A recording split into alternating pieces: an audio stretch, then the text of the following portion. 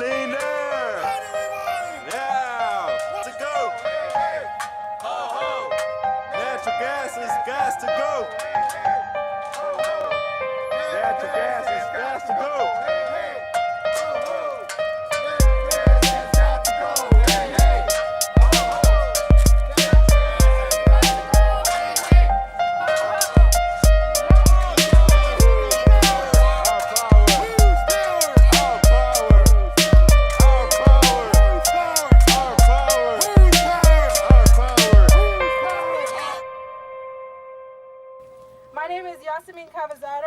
But I also go by Jasmine. We're out here today to let Edison know they cannot get away with expanding and building new natural gas plants. I'm about to be a recent college graduate from UC Riverside, and I run a student-led group called Sustainable UCR. I come from Riverside, home to one of the worst air qualities in the country, also located a few miles away from the worst polluting gas-fired power plant in California that is owned and managed by Southern California Edison. And like many of you, I'm concerned about the future and the health of my family and friends from perpetuating war promoting fossil fuels at the expense of all of us on this only planet for the sake of profit. We're here today to say enough is enough, that Edison should do the right thing. The Public Utility Commission, in a recent proposal, has given you the opportunity to replace the energy from the closure of San Onofre nuclear power plant. So Edison, please, do the right thing. Yeah. Do the right thing. Do the right thing. Do the right thing. Do the right thing. Do the right thing. Thank you very much. I'd like to introduce our next speaker. My name is Roberto Cabrales. I'm a community organizer with Communities for a Better Environment in Huntington Park. We've had the experience of fighting power plants in our community of the Southeast Los Angeles for a number of years. In 2000, we had to struggle with a power plant in the city of Southgate, a 550 megawatt power plant of natural gas power plant. And then in 2006, we were confronted with the issue of another power plant in the city of Vernon. And that was a 943 megawatt natural gas power plant. So it's a pattern that our communities are the ones who are targeted for natural gas power plants. So it's a concern when companies like Edison decide that they want to propose new gas power plants to replace old, dirty nuclear power plants. So it's a big of a concern because Communities for a Better Environment, along with numerous organizations throughout the state and are part of the California Environmental Justice Alliance, are targets of these power plant proposals. And we are concerned because it means that our communities can be a target for another power plant that Edison decides to make contracts with in producing energy. Our communities are heavily polluted already. We come from communities that have large cases of people with cancer, asthma, and other bronchitis, and other respiratory problems. So it is a problem when projects like gas power plants are proposed in our communities because we are already breathing bad air. So again, we're here to tell Edison no to dirty energy and yes to clean energy. So thank you all very much for coming out here. We're going to keep marching. We're going to keep making noise. We're going to keep sending petitions, walking over petitions over to Edison to let them know that we are not happy with dirty fossil fuel power plants. Thank you very much. Yeah! Our next speaker is Dr. Pacheco.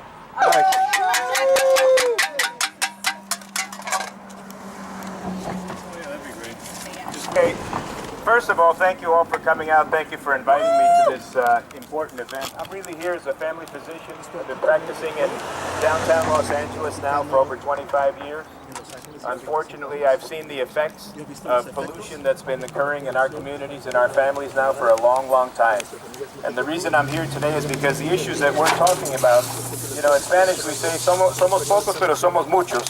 There aren't too many of us right now, but there's going to be a lot of us moving forward. That's right. The reason this issue is so important is that we're talking about issues that are not only affecting Los Angeles, Southern California, and the United States, but these are issues that are affecting our whole planet. And that's something that people really need to start recognizing, that we can't continue to abuse our planet the way we have been doing, because if we do, not only is it going to affect us, but it's going to affect our families and their families for generations to come. We just can't keep destroying, we can't keep polluting, we can't keep destroying our air sources, our water supply, the whole environment. And one of the big problems that we see every single day, unfortunately, in the emergency rooms, and I heard you mention it, is asthma. And a lot of folks think that asthma isn't such a big deal. Asthma is a huge problem. Just in California alone, there are probably 5 million people that suffer from asthma. We have over 150,000 emergency room visits every single year. And when something that I'd like to point out that's very important, you know, asthma, some people don't go to the emergency room and then just leave. A lot of folks get there, they get treatment, they go home. Some folks, they don't go home. They die from things like asthma and chronic bronchitis. This is a major, major health issue.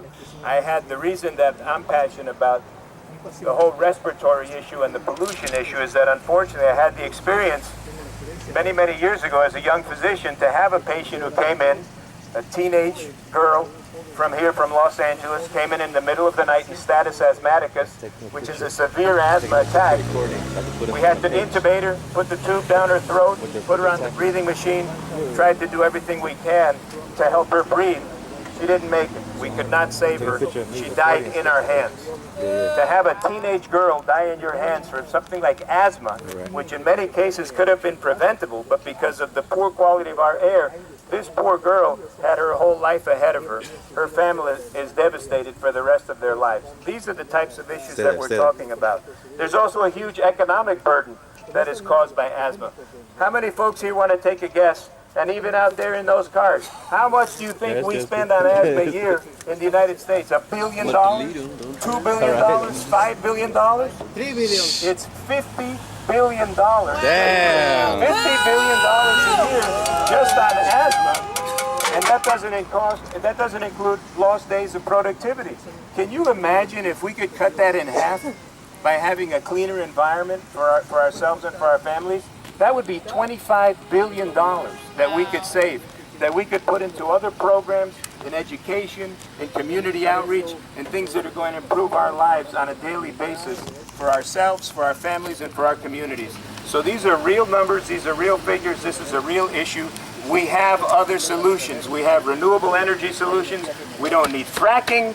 We don't need more power plants that put dirty air into the environment. We don't need all of the spin control that we hear constantly. This is the reality. We have a lot of sun here in case anybody hasn't noticed. It's right there. That's the solar part. We've got a lot of roofs. That's the rooftop part. Guess what, guys?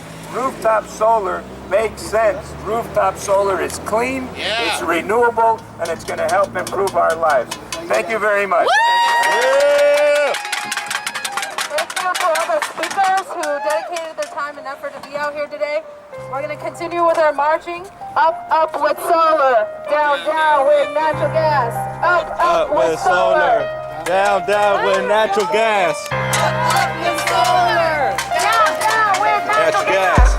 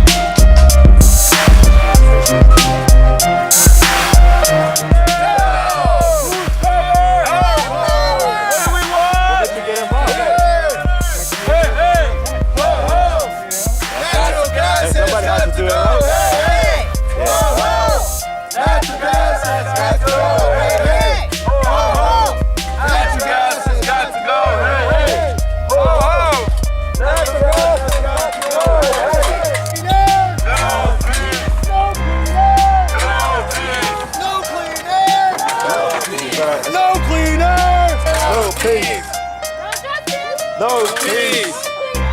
No peace. No clean water. No peace. No clean land. No peace. No clean air. No peace. No clean water. No peace. No clean land. No peace. No justice. No peace. Yeah.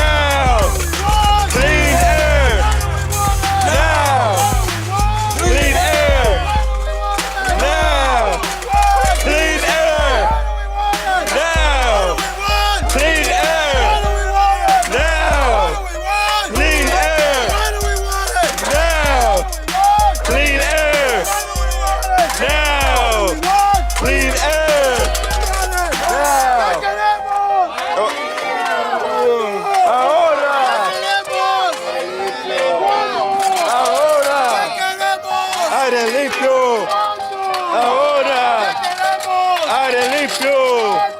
Ahora. Ahora. Aire limpio. Ahora. Yeah. Okay.